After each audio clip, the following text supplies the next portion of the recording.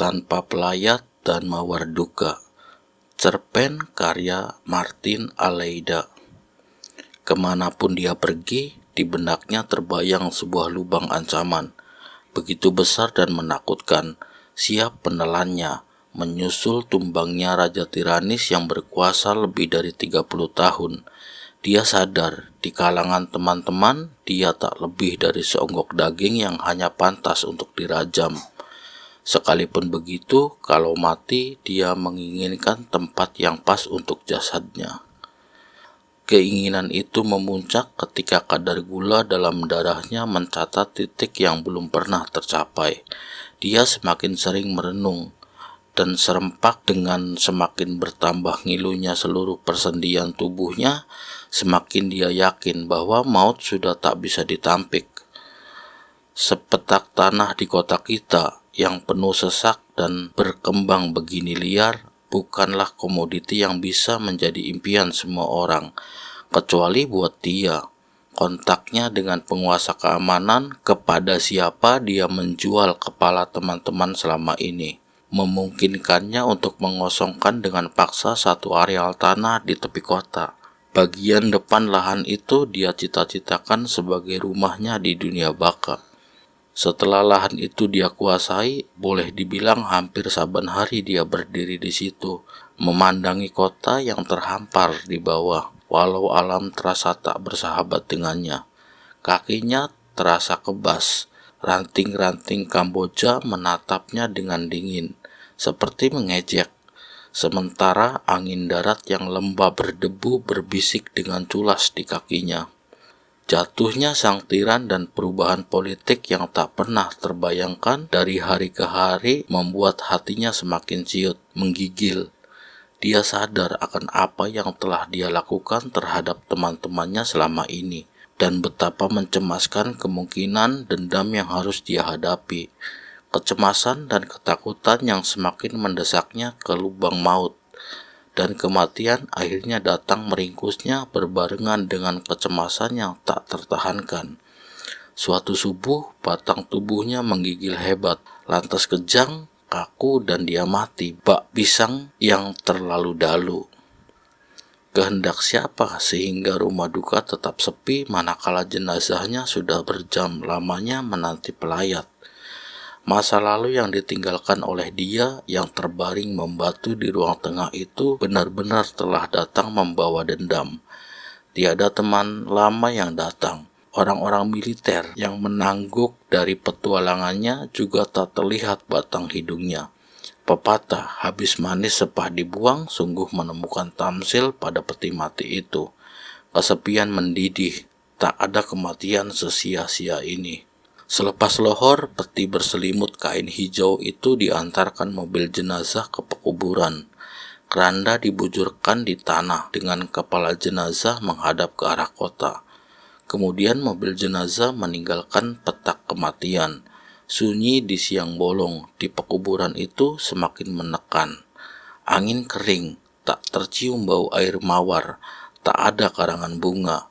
Tak selembar kartu tanda turut berduka cita yang tiba di pemakaman itu. Suasana mengingatkan pada lukisan termasyhur tentang seekor celeng yang mati membusuk. Kepala tersungkur, digerayangi gagak dan lalat hijau mengiringi kematiannya yang hina di tepi kota. Tanpa bunga dan telegram duka, begitu teks lukisan tersebut. Persis di kepala keranda sang istri, satu-satunya pengantar jenazah tampak berlutut. Gaunnya mencium tanah, selembar setangan remuk diremas-remas jemarinya. Sebentar-bentar dia terlungkupkan wajah di kepala peti jenazah. Dengan mata merah dia menatap ke arah kota. Kehilangan memang membuat dia menangis, walau tak sampai membuatnya terseduh. Perilaku suaminya itu semasa hidup menjadi ganjalan, sehingga mata dan hatinya tersendat dalam penumpukan duka. Dia berdiri dan melangkah beberapa depa ke depan, menatap kota seperti hendak mengadu kepada warga di bawah sana. Kemudian pelayat tunggal itu mundur kembali mendekati peti mati dan menyebarkan pandangan ke sekeliling. Angin siang yang lembab membuat bulir air duka tertahan di tapuk matanya. "Mbak, tak kusangka," bisiknya perlahan, terlalu perlahan di kepala peti mati suaminya itu. "Oh, siapa yang menyangka bisa jadi begini?" Peti mati itu tetaplah peti mati. Wanita itu sedang mengadu kepada debu dan angin yang terbang barangkali. Memang tak siapapun menyangka.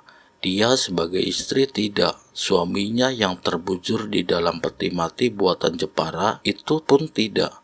Lihatlah, taman pekuburan sungguh sepi. Para penggali kubur yang biasanya berebut menawarkan jasa tak seorang pun kelihatan. Siapa yang menduga mereka akan melampiaskan dendam terhadap laki-laki di dalam peti mati itu? Mereka bergerombol di segundukan tanah merah di balik batang-batang Kamboja, beberapa puluh meter dari peti mati.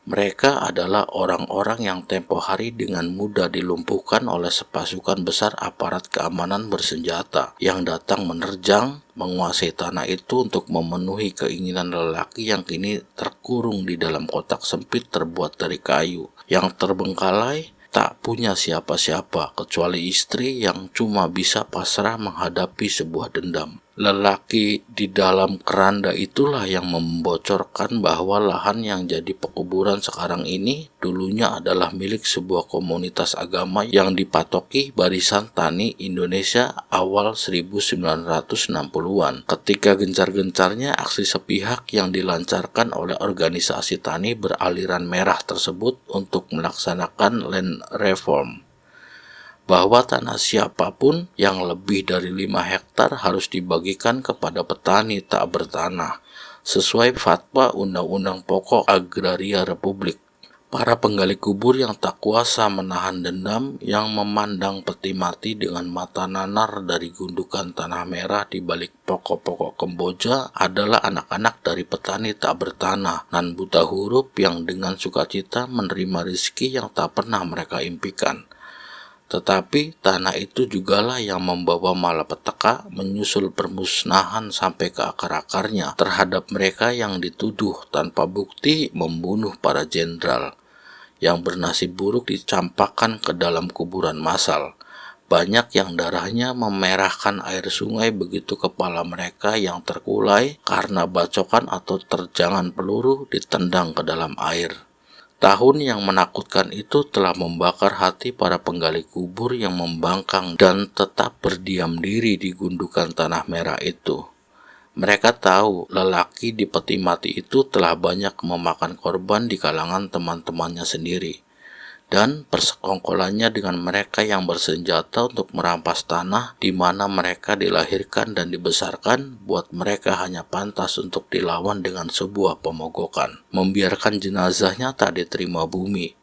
Yang telah merampas tanah tak sepantasnya kembali ke tanah. Itulah barangkali sumpah mereka. Di gundukan tanah merah itu semua cuma duduk mencangkung, mematikan rokok, diam, pikiran mereka melayang mengenang ayah mereka yang dipaksa naik ke atas truk di tengah malam, dilarikan entah kemana, disiksa untuk mengakui apa yang tak pernah mereka perbuat atau pikirkan sekalipun. Dalam sebuah buku dilaporkan karena militer kewalahan harus memberi makan pesakitan yang begitu banyak pada waktu itu, lantas dikeluarkan perintah berdarah dingin, kirimkan mereka ke sekolah, ke Sukabumi, ya, bunuh mereka. Angin mengebutkan debu di pekuburan yang sepi di atas kota. "Bah," lembut sang istri berkata di kepala peti mati suaminya. Sapaan itu cuma sampai di situ, tak berlanjut, tertahan, terlalu banyak yang ingin ditumpahkan. Tapi bibirnya terkunci, hatinya berkecamuk, tercabik-cabik, manakala teringat pada tahun-tahun yang tak tertahankan yang harus dia lalui lantaran perbuatan lelaki yang kini terpaku di dalam peti mati di ujung kakinya.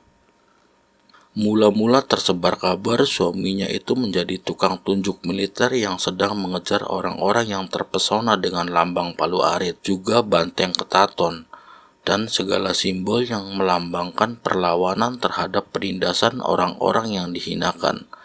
Tak pernah sebelumnya hatinya ciut seperti saat itu. Apa mau dikata?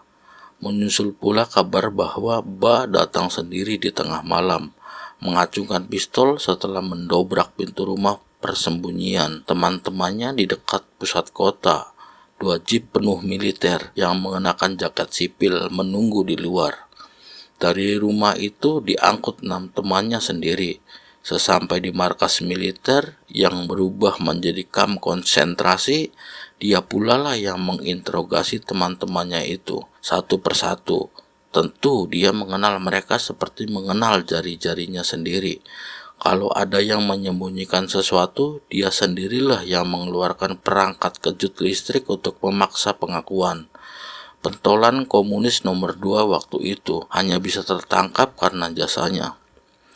Ketika darah dan daging orang-orang yang menurut kekuasaan yang sedang merangkak merebut kekuasaan sudah ditekuk semua, Ba terbang ke Paris dan Amsterdam, tempat persembunyian mereka yang tak berani pulang ke negerinya sendiri karena takut menghadapi kekejaman.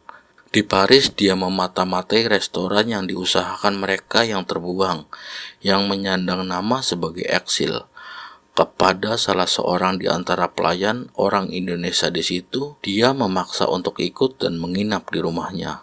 Hembuslah kau dari depan mataku, ini negeri bebas dan beradab tuan. Pulanglah kau manusia tak tahu diri, kata orang buangan itu dengan sengit. Dia ketemu batunya dan pulang menggigit jari. Tak ada yang bisa dilaporkan kepada atasannya untuk kredit yang lebih besar. Tetapi ketika dia mendengar seorang putra Bali, sastrawan yang pernah bergabung dalam Lekra, berangkat ke Jerman untuk menemui bekas pacarnya di sana, terbukalah celah buatnya untuk menjilat ke atas. Anak Bali itu yang pernah mendekam hampir 10 tahun dalam tahanan, dia interogasi. Dia dituduh membangun jaringan baru di Eropa. Putra dari Bali itu menampik tuduhan dan memilih untuk membiarkan sekujur tubuhnya dibalut balur-balur darah jejak sabetan ekor pari kering. Kabar tentang pendurhakaan itu datang tumpuk-menumpuk selama 30 tahun lebih, membebani hati wanita yang sekarang berlutut di sisi peti mati suaminya. Dia hidup menyendiri, tersisih dari teman-temannya. Badannya kurus kering menanggung malu. Kering kerontang cairan dalam tubuhnya tidak memungkinkan untuk mengharapkan datangnya seorang bayi. Karena itulah dia dan suaminya memungut anak. Sekarang dalam dukanya yang penghabisan di pemakaman yang ganjil itu, dia bisa menerima kalau teman-temannya tak mau datang melayat. Tetapi sama sekali merasa seperti sembilu, manakala dia temukan bahwa setelah menunggu berjam-jam, namun sang anak yang bersekolah di Australia tidak juga tiba. Berkali-kali dia melemparkan pandang dan harap di jalan masuk pemakaman, tapi gerbang itu cuma dilalui angin yang lembab, membuat matanya tambah sembab. Dia menyandarkan kening di hulu keranda. Tiba-tiba dia mendongakkan kepala. Ada kerisik langkah kaki di rumput kering. Samar dilihatnya seorang penggali kubur mendekat. Kami tak sampai hati melihat ibu menderita serupa ini. Ibu tak bersalah, tapi orang ini, ujar penggali kubur itu seraya menunjuk-nunjuk peti mati. Bagaimanapun harus dihukum. Orang itu berkata seperti mengeja kata-katanya.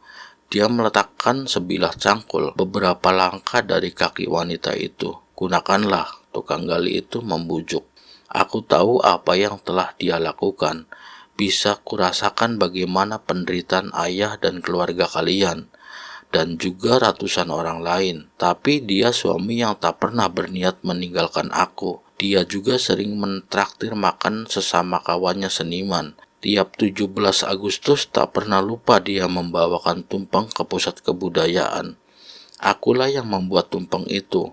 Aku tahu kebaikannya itu tiada sebanding dengan pendurhakaan terhadap teman-temannya, terhadap kalian. Tetapi belum sempat dia menyempurnakan kalimat penggali kubur itu menampik. Kami tak punya pilihan, dan orang itu beringsut pergi.